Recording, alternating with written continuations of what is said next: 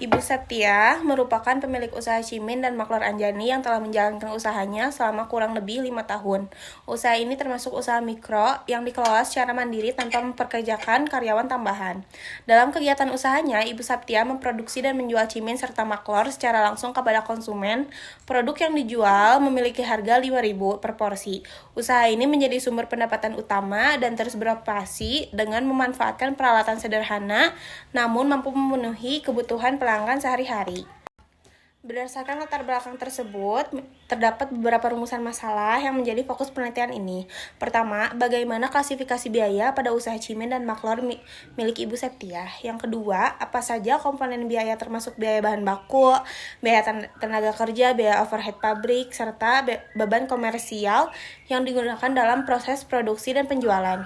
Yang ketiga, bagaimana pengaruh biaya produksi dan beban komersial terhadap penentuan harga jual produk yang dihasilkan.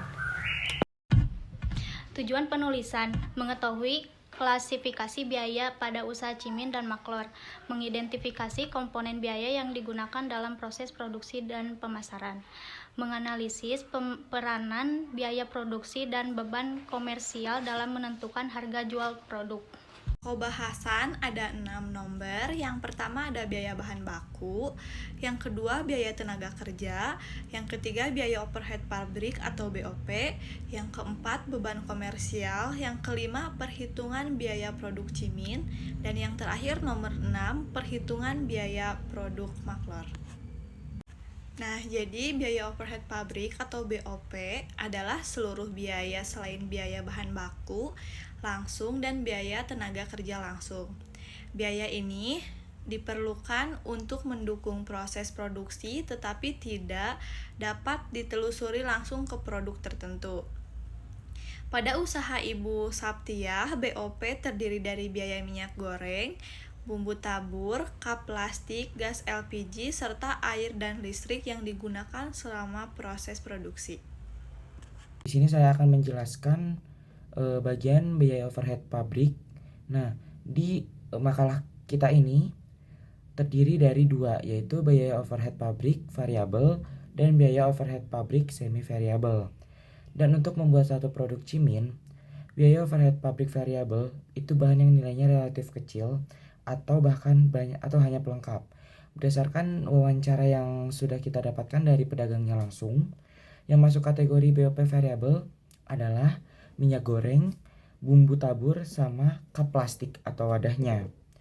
Alokasi untuk menghitung produk Cimin yaitu 3 kilo Cimin dibagi dengan 7 kilo total produksi, sama dengan 3,73 per 7 bagian, atau kalau didesimalin sekitar 43%. Untuk biaya overhead pabrik variabel, minyak gorengnya untuk estimasi pengeluaran totalnya yaitu 20.800, lalu bumbu taburnya 6.500, lalu kap plastiknya 14.000. Jadi total BOP variabel yang dikeluarkan untuk membuat satu produk Cimin adalah 41.300. Lanjut di BOP yang kedua, yaitu biaya overhead pabrik semi variabel. BOP semi variabel ini mencakup biaya operasional bagian pabrik atau tempat produksi rumah tangga seperti gas LPG 3 kg dan air atau listrik. Nah, untuk membuat produk Cimin ini ada namanya BOP semi variable, terdiri dari gas LPG 3 kg dengan total harga 19.600 dan air dengan total harga 8.000. Jadi total BOP semi variable yang dikeluarkan untuk membuat produk satu Cimin adalah 27.600.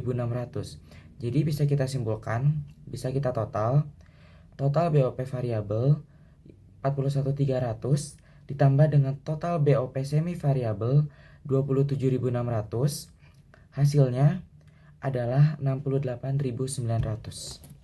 Kita masuk ke komponen biaya overhead pabrik khusus untuk produk Maklar.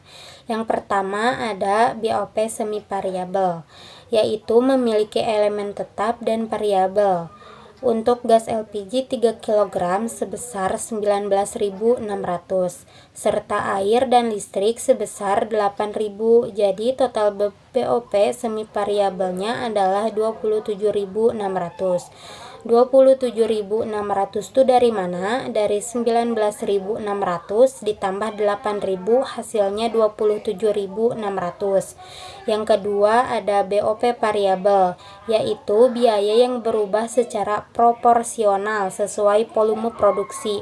Terdiri dari minyak goreng sebesar 20.800. Bumbu tabur harganya 6.500 dan cup plastik untuk kemasan 14.000. Jadi total BOP variabelnya adalah 41.300.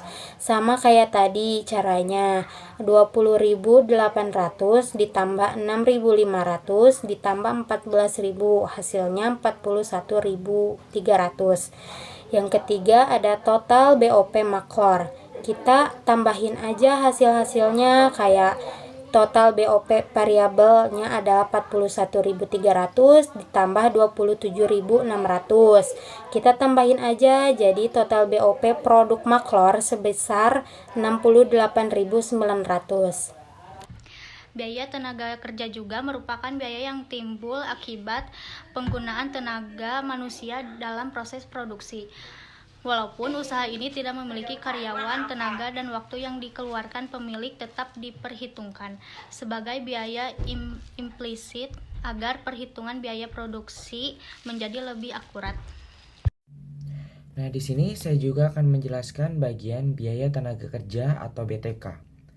Meskipun Ibu Saptia mengerjakan semuanya sendiri dan tidak secara fisik mengeluarkan uang tunai untuk menggaji dirinya, tetaplah sebuah pengorbanan biaya atau pengorbanan tenaga. Di dalam akuntansi biaya atau manajemen biaya ini, hal ini disebut sebagai biaya implisit. Jika tenaga Ibu Saptia tidak dinilai atau dihargai dengan uang, maka harga pokok produksi atau HPP Cimin ataupun maklor akan menjadi terlalu rendah dan lainnya akan terlihat semu atau tidak akurat. Ibu Saptia memproduksi 2 produk, yaitu Cimin sebanyak 3 kg aci dan maklor atau makaroni telur 4 kg makaroni. Untuk menghitung rasio Cimin, yaitu 3 kg aci dibagi dengan 7 kg sama dengan 3/7, atau total estimasi upah harian Ibu Saptia adalah 70.000. Lalu alokasi upah untuk produksi Cimin 3/7 kali 70.000 sama dengan 30.000 per hari. Lalu untuk penghitungan biaya tenaga kerja untuk membuat satu produk makaroni telur atau biasa kita sebut maklor, ternyata sama juga. Untuk menghitung rasio maklornya sendiri, yaitu 4 kg maklor dibagi dengan 7 kg total produksi sama dengan 4/7 bagian. Total estimasi upah harian Ibu Saptia itu adalah 70.000 per hari.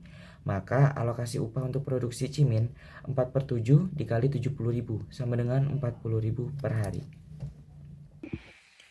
Biaya bahan baku adalah biaya yang dikeluarkan untuk memperoleh bahan utama yang digunakan dalam proses produksi. Bahan baku menjadi bagian dari produk jadi dan merupakan unsur utama dalam menentukan harga pokok produksi. Pada usaha ini, bahan baku utama terdiri dari tepung, aci, telur, dan makaroni. Baik, selanjutnya saya akan menjelaskan mengenai biaya bahan baku. Yang pertama ada produk Cimin. Bahan baku utama produk Cimin adalah tepung aci sebanyak 3 kg dengan harga 12.000 per kilogram. Sehingga totalnya 36.000 ditambah telur ayam sebanyak 1 kg seharga 28.000.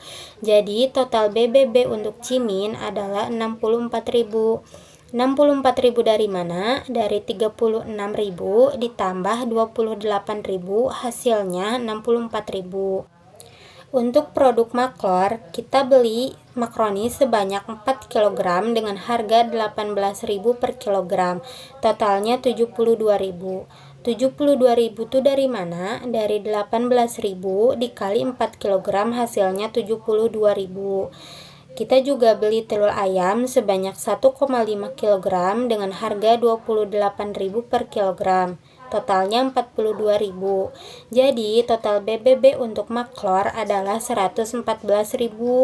Nah, 114.000 itu dari mana? Dari 72.000 ditambah 42.000 hasilnya 114.000. Beban komersial adalah biaya yang dikeluarkan di luar proses produksi untuk mendukung kegiatan pemasaran dan operasional usaha. Pada usaha Ibu Saptia, beban komersial hanya berupa biaya spanduk sebagai media promosi. Tidak terdapat biaya administrasi maupun biaya online. Nah, pada tabel beban komersial terdapat biaya spanduk banner sebesar 70.000. Biaya ini dialokasikan kedua bagian, yaitu 30.000 untuk bagian Cimin dan 40.000 untuk bagian Maklor.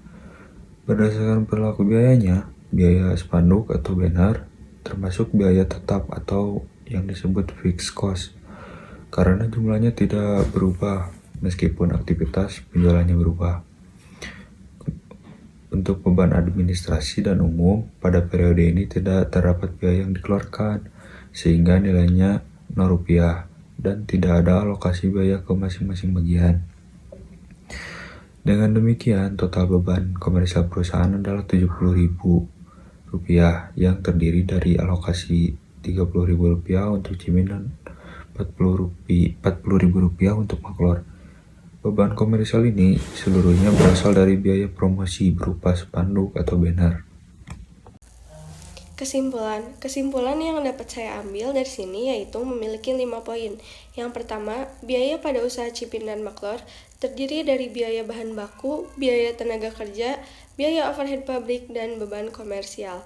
Yang kedua, pengelompokan biaya membantu pemilik usaha mengetahui harga pokok produksi secara lebih akurat. Yang ketiga, dengan harga jual 5.000 per porsi, usaha masih memperoleh laba yang cukup baik sehingga dapat mempertahankan daya saing usaha. Yang keempat, penerapan klasifikasi biaya yang tepat membantu pemilik usaha dalam menentukan harga jual dan keuntungan yang optimal. Dan yang terakhir, pengendalian biaya secara efektif dapat meningkatkan efisiensi serta mendukung perkembangan usaha di masa mendatang.